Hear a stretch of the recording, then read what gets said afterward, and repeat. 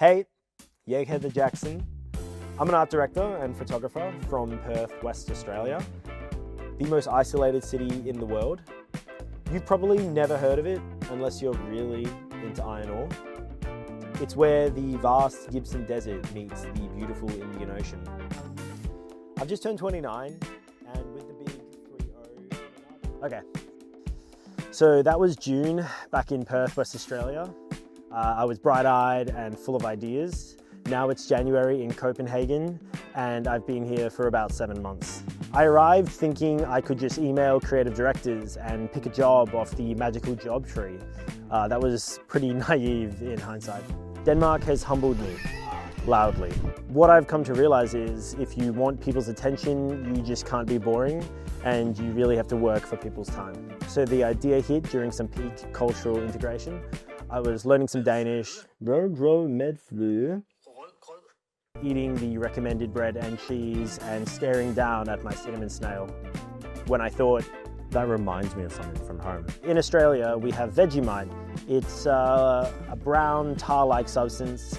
Tastes like soy sauce and oven cleaner. It's pretty good. We put it on toast. We also use Vegemite in Cheesymite Snegle. They're a little similar to cinnamon scrolls, but they're savory and they're full of cheese. So the plan was simple. 1, bake Cheesymite Snegle. 2, hand deliver them to creative directors across Copenhagen like a creepy LinkedIn stalker. 3, get a job, and 4, profit. So the first challenge was finding Vegemite here in Copenhagen, which didn't end up being that difficult. I found the most expensive jar I've ever bought in an international candy store here in Frederiksberg. Second challenge, bake. Also, learn how to bake. Cheesymite Snegle are actually pretty simple. Some key learnings are less is more with the Vegemite, plenty of butter, and an aggressive amount of cheese. They were not pretty, but absolutely delicious.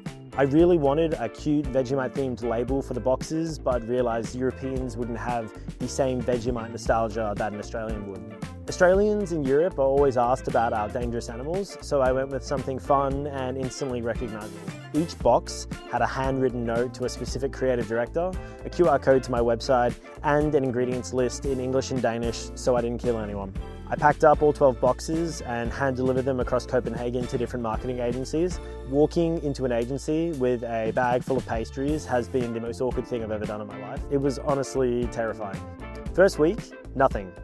No replies, no messages, just sleepless nights and silence. There was a moment where I was really worried I had committed some kind of cultural faux pas, but mentors encouraged me to follow up with people, so that's what I did. That was when I gained some traction, replies started to come in, and I had some really interesting meetings. So, did it get me a job? No, not yet. But it did get me into rooms emails never could. I learned who I might click with, what I might be missing from my portfolio, and how different this industry is compared to back home in Australia. In any competitive environment full of talented people, you really need to be willing to do things that others aren't. In saying that, if you are a creative director and for some reason you've watched this far, hey, Heather Jackson, I promise I'm better at ideas than baking. I'd love to have a chat. Okay, let's cut there. Woo.